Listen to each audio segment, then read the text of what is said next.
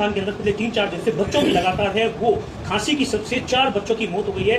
35 के आसपास है बच्चे हैं वो गंभीर रूप से बीमार पड़े हैं। अशोक गहलोत ने भी आधा घंटे पहले कहा कि सरकार ने अगर कंपनी को ब्लैकलिस्टेड कर दिया। चिकित्सा मंत्री का कल आपने जोधपुर के अंदर बयान सुना होगा के साथ इस तरीके से क्या लगता है इस जैसे गंभीर मुद्दे पर भी सरकार ने जो अभी तक की जो कार्रवाई की है उससे आप खुद संतुष्ट हैं?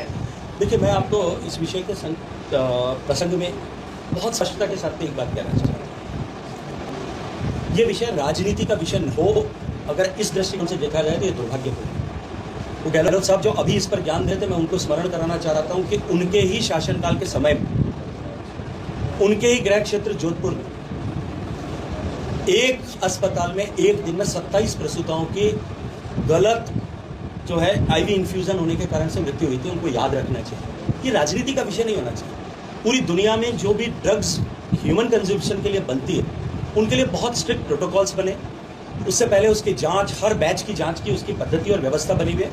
और मैं ये बात पूरी जिम्मेदारी के साथ में कह सकता हूं कि भारत और भारत की फार्मास्यूटिकल इंडस्ट्री और भारत की कानून व्यवस्था ने जो ग्लोबल पैरामीटर्स और ग्लोबल स्टैंडर्ड्स हैं उससे कहीं स्ट्रिंजेंट व्यवस्थाएं अपने यहाँ कर रखी है। और इसी के चलते हुए हम सब इस बात पर गर्व कर सकते हैं कि आज Bharat, it is known as a pharmacy of the world. आज दुनिया को सबसे ज्यादा अगर दवाइयां किसी एक देश से मिलती है तो वो भारत से मिलती है। हम दुनिया विश्व की औषधशाला के रूप में हमारी पहचान बनी। ये विषय संज्ञान में आया है। मुझे सुबह भी जोधपुर में मीडिया के मित्रों ने यह बात पूछी थी। मैं इसमें सिर्फ इतना कहना चाहता हूं कि भारत में इसको लेकर के कानून जो है वो इतना सख्त है और उसमें जीरो टॉलरेंस की व्यवस्था है। कहीं किसी तरह की कोई गुंजाइश नहीं। लेकिन इस विषय की ठीक से जांच हो जिसको हम सब मिलकर के सुनिश्चित करेंगे। देश और प्रदेश की सरकार दोनों के औषधि विभाग जो है इसको लेकर के, ड्रग डिविजन इसको लेकर के कंसर्न है, वो इस पर कार्रवाई करेंगे। और जांच के बाद में निश्चित रूप से जो दोषी हों उनके खिलाफ तो कठोर कार्रवाई हो, लेकिन भविष्य में इस तरह की घटना की पुनरावृत्ति न हो इसको भी सुनिश्चित करने के लिए काम करेंगे। मुझे लगता है कि इसको राजनीति का रंग देना न तो उचित है और न ही लोकतंत्र के हित में।